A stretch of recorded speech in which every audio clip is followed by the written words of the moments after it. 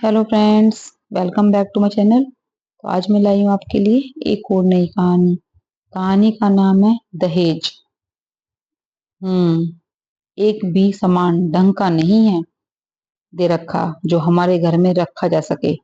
कपड़े लत्ते भी ऐसे दिए हैं कि सारे रिश्तेदारों के सामने हमारी नाक कट गई। हमने तो सोचा था सरकारी मास्टर की इकलौती बेटी है तो कम से कम ब्याह तो ठीक से ही करेंगे, लेकिन यहाँ तो रूखी सूखी बेटी विदा करके भेज दी। जब हैसियत नहीं थी हमारे जैसे बड़े घर में बेटी बिहाने की, तो पता नहीं ये लोग बड़े घर में बेटी बिहाने के सपने क्यों देखते हैं। ममता देवी का पारा बहू का समान देखकर सातवें आसमान पर चढ़ा हुआ था। रूप में ममता निवास में कदम रखा था तब से हर पल उसे कोई न कोई ताना सुनाया जा रहा था। सास का ताना सुनना तब और ज्यादा अखर रहा था जब पलक का पति समर भी चुप था। अपनी पत्नी के पक्ष में एक बार भी उसने अपनी जुबान नहीं खोली। जब कभी पलक उससे कुछ कहती तो बदले में यही जवाब मिलता, मैं अपनी माँ की बहुत इज्जत करता हूँ, थोड़ा बहुत सुनने से तुम छोटी तो नहीं हो जाओगी, वक्त के साथ सब ठीक हो जाएगा।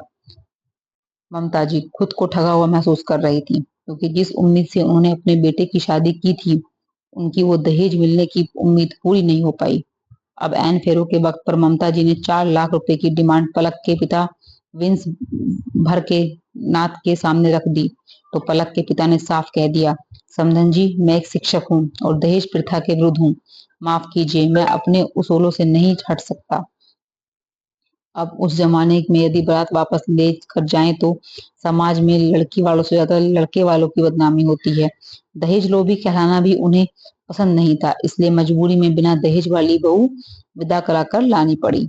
लेकिन इन सब का खमियाजा हर हर पल पलक और उसके माता पिता का अपमान करके लिया जा रहा था। हर रोज शादी में हुआ एक एक खर्चा पलक के सामने गिनाया जाता था। बहू के कपड़ों का इतना खर्च हुआ, हमने बेकार में इतने गहने बनवाए, वगैरह वगैरह। एक दिन बेटी को देखने की इच्छा से विंसभर नाथ ने 5 डिब्बे मिठाई और फलों की टोकरी लेकर बेटी के ससुराल में कदम रखा। सबको पता था कि समधी आने वाले हैं, लेकिन किसी ने बढ़कर उनका स्वागत नहीं किया। पलक ने जब अपने माता पिता को देखा सॉरी पलक ने जब अपने पिता को देखा तो भागते हुए उनके पास जाने लगी। ममता जी ऊंचे स्वर में बोली, ऐसा कौन सा खजाना लेकर आए हैं तेरे पिताजी जो भागी जा रही है। खाली हाथ बेटी को भेज दिया और खुद भी हाथ लटका कर आ गए। अपनी नहीं तो हमारी हैसियत का तो ध्यान रखा होता। पलक से ये अपमान अब बर्दाश्त से बाहर हो रहा था। हार कर उसने अपना मुंह खोल दिया। माँ जी मेरे पिता की हैसियत की बात तो सुनिए। मेरे पिताजी ने अपनी हैसियत से बढ़कर मुझे पढ़ाया लिखाया है, इस काबिल बनाया है कि भविष्य में जरूरत पड़ने पर मुझे किसी के सामने हाथ फैलाने की जरूरत नहीं पड़ेगी। मुझे तो लगता है हैसियत तो आपकी नहीं थी बहू लाने की।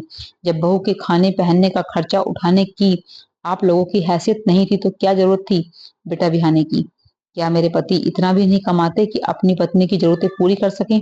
बोलिए माँ जी। पलक की बात सुनकर ममता जी की बोलती बंद हो गई। विंसभर जी ने पलक को चुप कराते हुए कहा, बिटिया